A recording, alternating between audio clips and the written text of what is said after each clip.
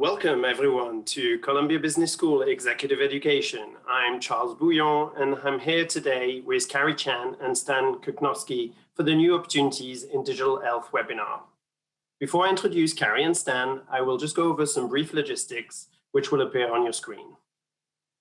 A recording will be available after the webinar. We also encourage you to tweet about the webinar using the hashtag CBSExecEd. And finally, we want to hear from you during the webinar, so please type your questions in the Q&A box and we will answer as much as those that we can in the last 10 minutes of the webinar. But now, it is my pleasure to introduce you to our guest today.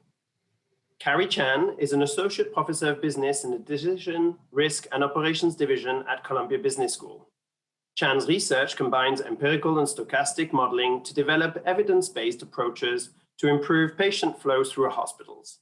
She has worked with clinicians and administrators in numerous hospital systems, including Northern California Kaiser Permanente, New York Presbyterian, and Montefiore Medical Center.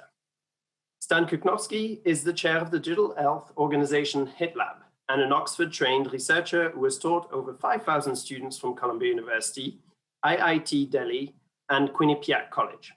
His teaching and research over the past 25 years includes educating graduate level and executive students on 4 continents and conducting extensive studies on the efficacy and diffusion of digital health, including electronic data capture, ePro, wearables, and predictive algorithms.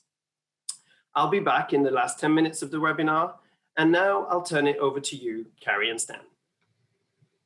Thank you, Charles, and thank you everyone from around the world for joining us here today, and appreciate your time. We're going to take this next hour to walk you through a few things. First of all, we want to talk to you about the definition of digital health, this emerging field that's rapidly changing healthcare in a way that's truly revolutionary. We don't usually like to use that term, but revolutions usually signify rapid change within a year or less. And this is something that we're seeing now in healthcare with the virtualization of care as a result of the COVID pandemic. We also want to talk a little bit about some of the insights and opportunities in digital health. And then finally, we want to walk through some of the examples of how Columbia Business School Executive Education is providing guidance and education and certifications across 4 different specific areas and others to follow in the future for executives around the world. We'll obviously be taking questions throughout, so please feel free to use the chat bar to ask questions, and we'll be taking questions at the end, as Charles mentioned. First, let's talk about the definition of digital healthcare, and it really is a field that's been around for many years, dating back to really the beginning of computers and computer systems in hospitals and insurance companies in the 1950s. You can see references to some of these technologies in books like Severed Trust by Dr. Lundberg, when he mentioned in that book how he was training as a physician in New York, and he was taking electronic health record classes with IBM in Armonk. And so digital health as a construct is really this grouping of bioinformatics, which includes all the data from the human body, genetics, metabolomics, genomics, proteomics, exosomics, etc. So it could be from saliva or blood or tissue or hair, any of that turned into data. And then when you look at the data around the human body, whether it is electronic health records, telemedicine, it could be your wearable that you're wearing. It could be an app that you're using. It could be things like marketing data. It could be IoT from devices that you're using. Certainly Alexa and Google and Siri are now considered part of the digital health ecosystem, and algorithms, et cetera. So when we start moving into this digital healthcare world, we talk about taking bioinformatics and combining it with biomedical informatics, and then creating this construct from the 2012 book, The Creative Destruction of Medicine, of the digital human and digital medicine. And on an individual basis, when you take all of this data and you aggregate it, how can you change the way patients are treated within the healthcare system And then when you aggregate all of those patients into populations, how can you change things like population health management? And how can you begin to have more significant perspectives and insights on things like pandemics and like being able to analyze data around and amongst large human populations to then change the interventions and modify the interventions that are being used to improve human health, not just on an individual basis, but on a global and population basis as well.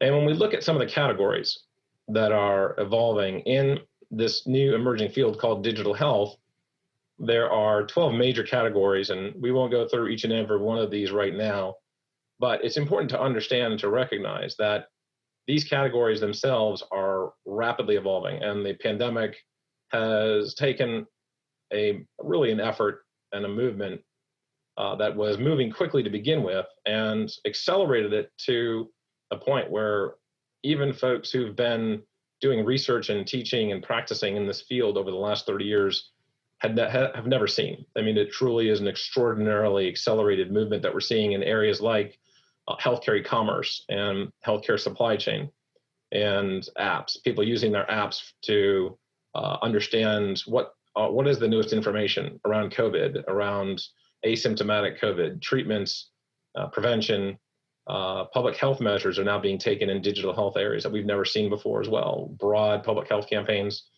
and genetics are being utilized in ways we've never seen to type the different strains of COVID. Telemedicine has grown exponentially. Here at Columbia Medical Center and New York Presbyterian Hospital, the use of telemedicine has grown from roughly 1,000 visits per week to upwards of 30 to 40 to 50,000 visits per week. And these are the sorts of things that when people talk about the rapid virtualization of care, really what they're talking about are a number of the sorts of digital health technologies that you're seeing in front of you on this screen.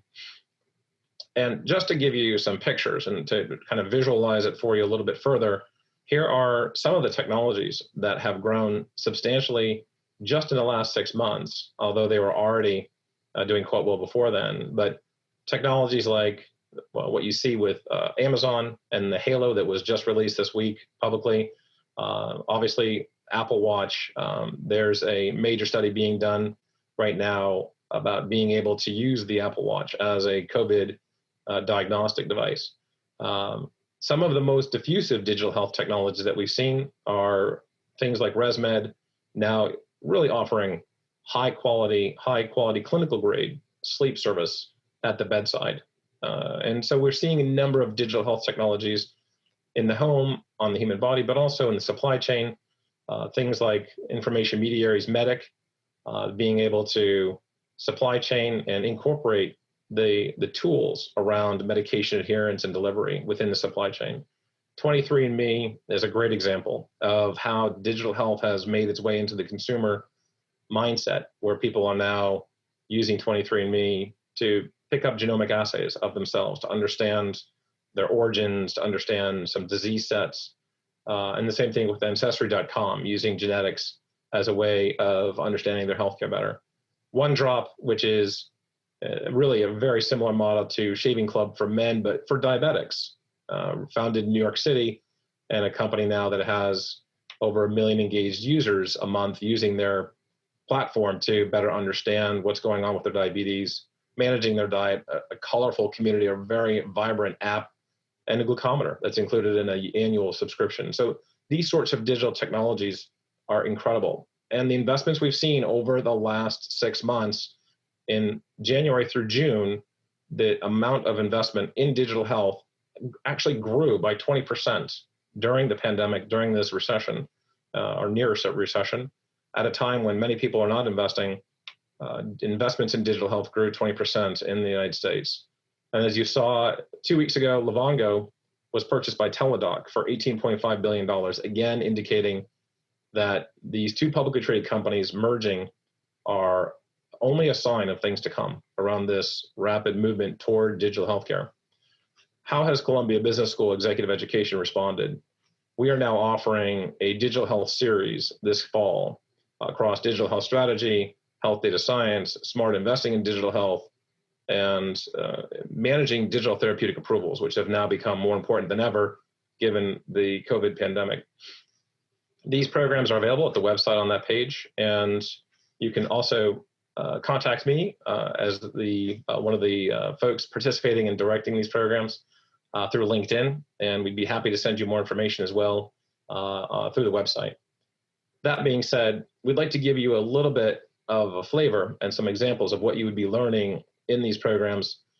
Joining me here is Professor Carri Chan, who will walk you through a little bit of what she's been doing in research in digital health as well. Carri. Great, thanks, Stan, and thanks for all of you being here.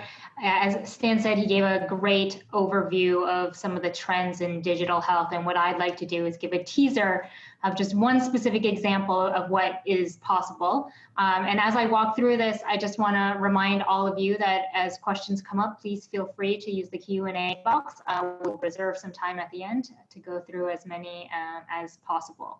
So what I'd like to do is talk about the use of predictive analytics and how this can actually be used to improve patient flow in hospitals, and specifically the emergency department. So next slide, please. So this is the issue with crowding at emergency departments has been around for many, many years. It's become even more noticeable now during the particular pandemic. And this can create major challenges in providing high quality care to patients. So in a survey of many different hospitals of varying different types, the majority of time people believe that the emergency department is at or even over capacity. So crowding is certainly a big issue. So what we want to do is try to see if there are ways to address it. Next slide. So one strategy that is used in emergency departments is what's called diversion. And I want to use the term diversion actually in the broadest sense. So most people think of diversion as ambulance diversion. If the emergency room is too full, they may actually reroute ambulances to other hospitals because they know they can't accommodate incoming patients.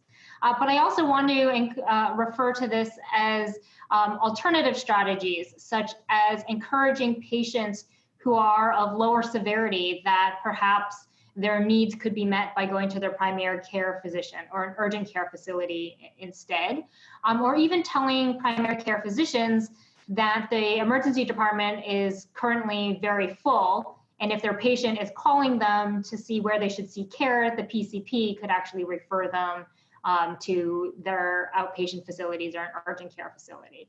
And so in this way, this could reduce the amount of admissions coming to the emergency room. Now this can be helpful because that could reduce wait times. Now these types of strategies are currently only used once the unit becomes very, very full. So once the emergency room has many, many patients and it's challenging to treat all of them. But one thing that we do notice from a health data science standpoint is that actually arrivals to the emergency department are very predictable. So we can look at factors such as day of week. So there's very clear seasonal patterns. Mondays versus Sundays are very different. Holidays, you see substantial patterns. Weather patterns. So blizzards versus heat waves also provide some predictability of what arrivals are going to be.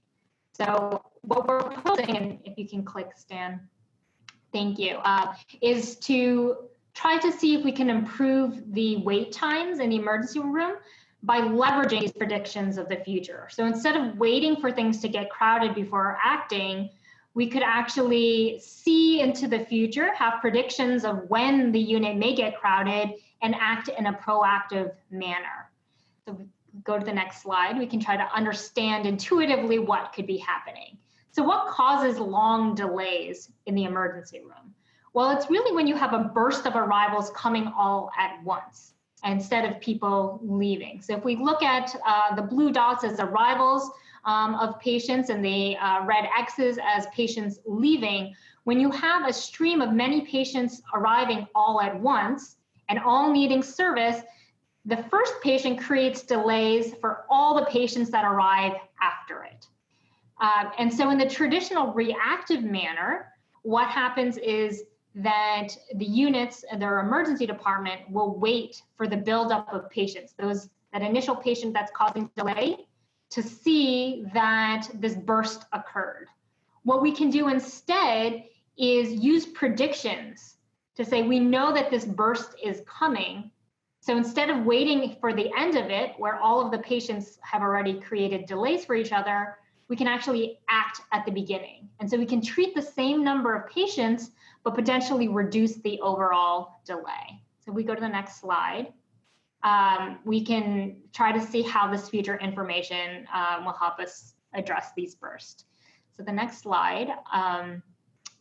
What we did was we used this intuition and we created a policy that compares this threshold policy of waiting until there's too many patients in the emergency room before reacting versus this proactive policy that uses the future information.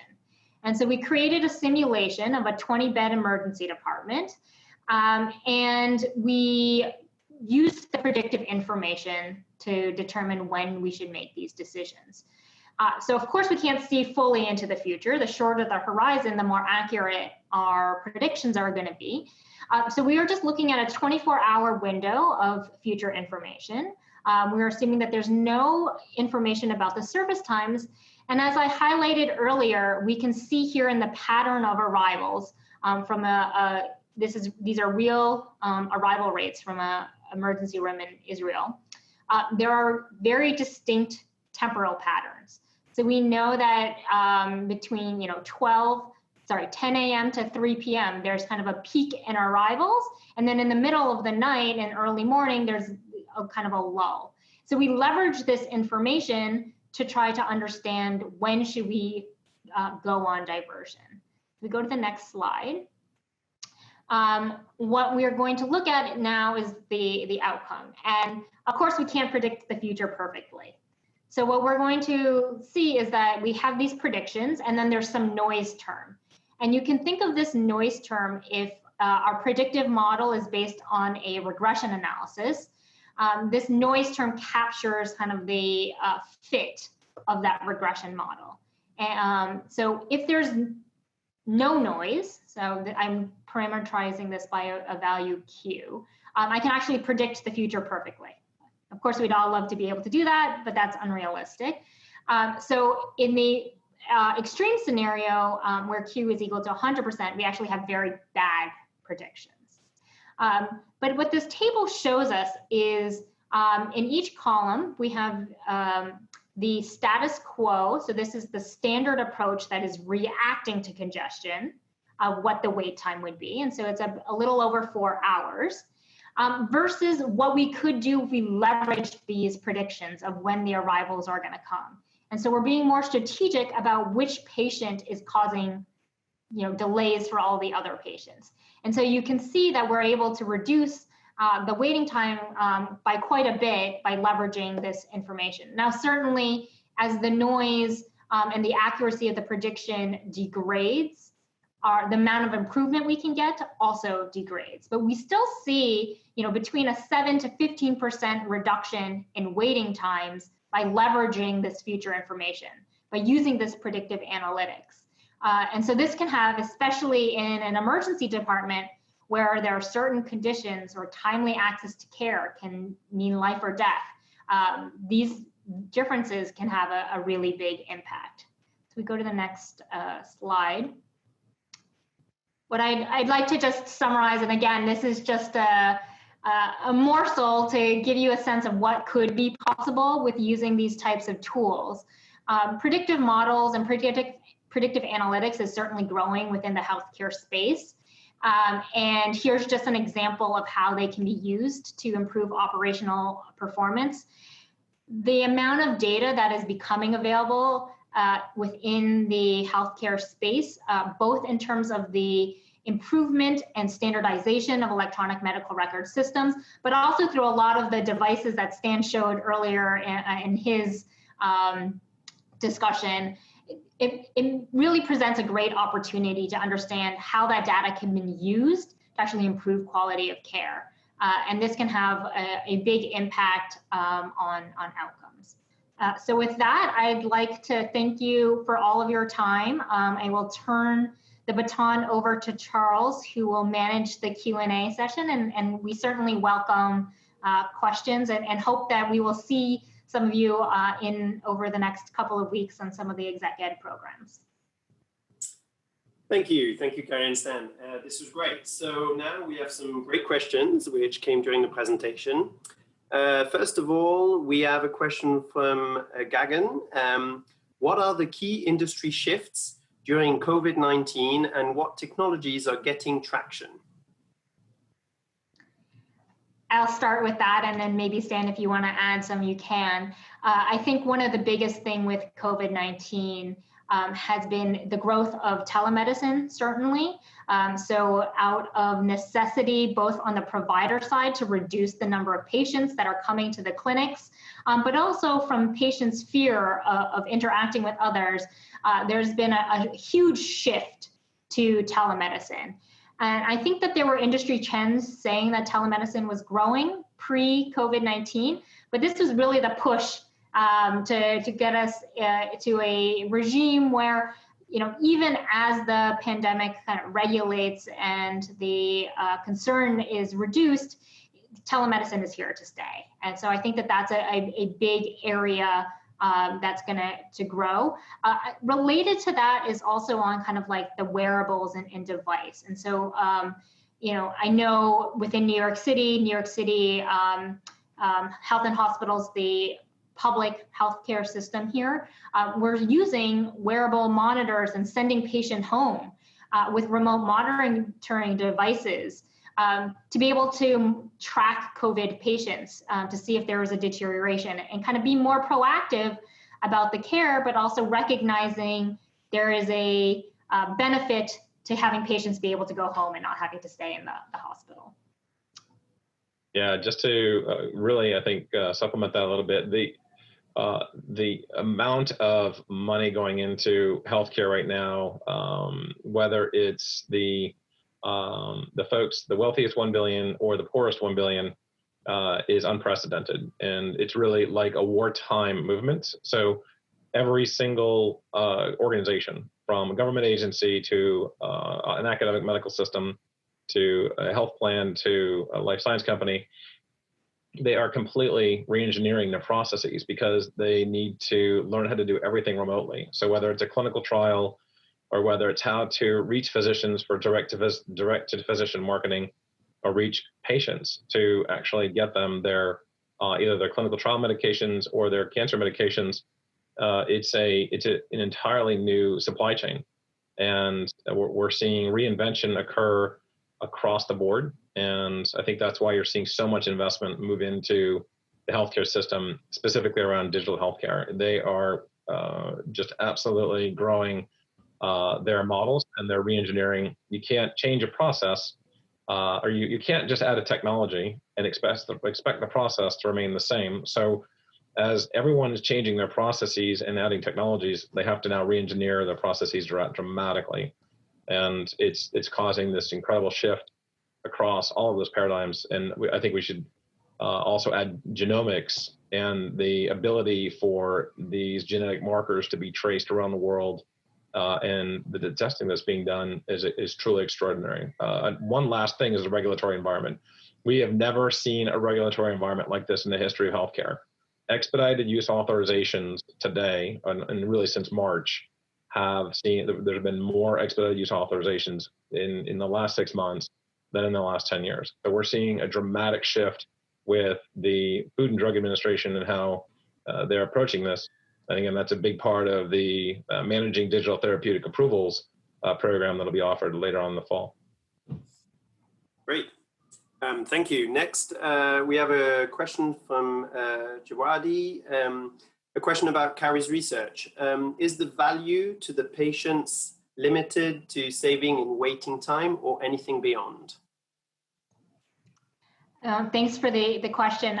So I think there's two aspects you can think of from savings of waiting time, and that's a very clear metric that is being constantly monitored. Certainly patients are going to be happier.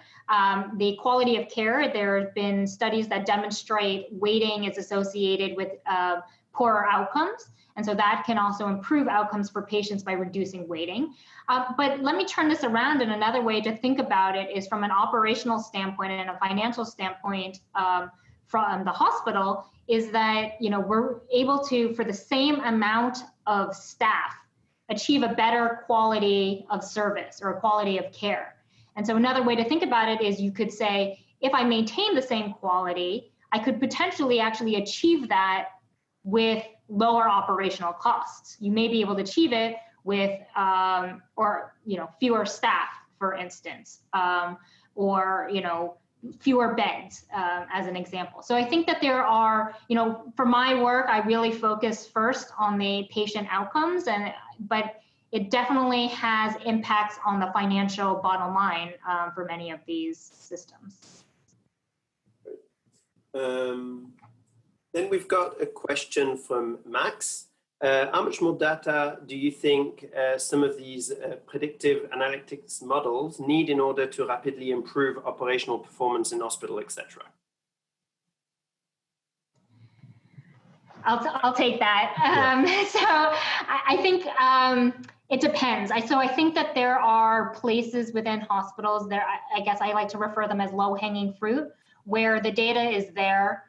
Even though you could get better data, there are still inefficiencies within the healthcare system that taking that data and utilizing it would make vast improvements. There are estimates that say 30% of healthcare costs are waste. And so there are certainly areas within hospitals, for instance, and also outpatient clinics that there are vast improvements that can be made with the current data. That's not to say that there are other areas where certainly data fidelity is a challenge. And actually that's where the opportunity in those settings is really trying to understand what is the right data to collect, how do we facilitate that collection of data? And getting back to Stan's comments earlier, like the field of bioinformatics is really about trying to understand what data is valuable and how to collect it and coalesce it in a unified manner. Great. Then we've got one from Carla. Is this scale of telehealth paradigm shifts similar on global basis in public systems or primarily in our privatized US healthcare system? Yeah, that's a great question. I think we're seeing this occurring globally. Whether it's a public health system or a private health system, the need for telemedicine and the need for virtual care platforms that Carri mentioned earlier are critical. And as are the need for rapid trials and new diagnostic devices for the home, whether it's self-administering blood draws or being able to help folks track their pulse ox remotely.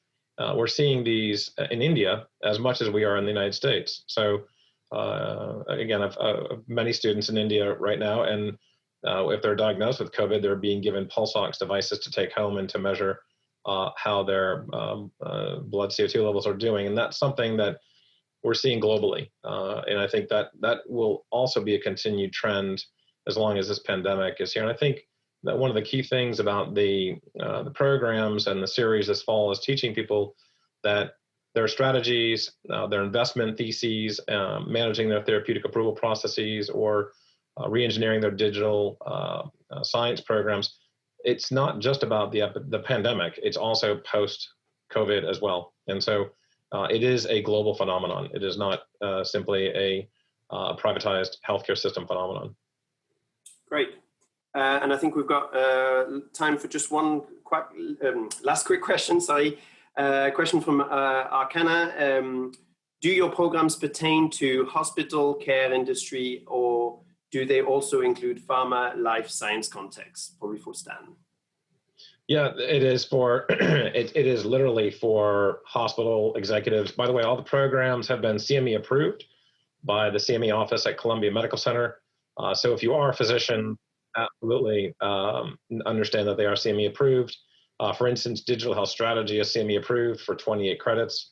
But it's also for life science executives. We're going to have some of the leading executives from life science companies, and as well as from Amazon and Google and Apple and Microsoft, et cetera. So we have a trove of intellectual horsepower from Columbia Business School, Columbia University, and practitioners around the world. And it is for all industries, life science, hospitals, health plans, certainly investors, and people working in regulatory environments, whether they are academic medical center investigators or others. So it is these 4 programs are good programs for anyone working in healthcare life sciences today. Brilliant, thank you. Right, we've come to the end. Thank you, Carri and Stan, so much for your time today during this great webinar. And thank you everyone for your great questions. We will follow up soon with the recording, and we hope to see you soon in one of our classes. All the best and have a great week. Goodbye.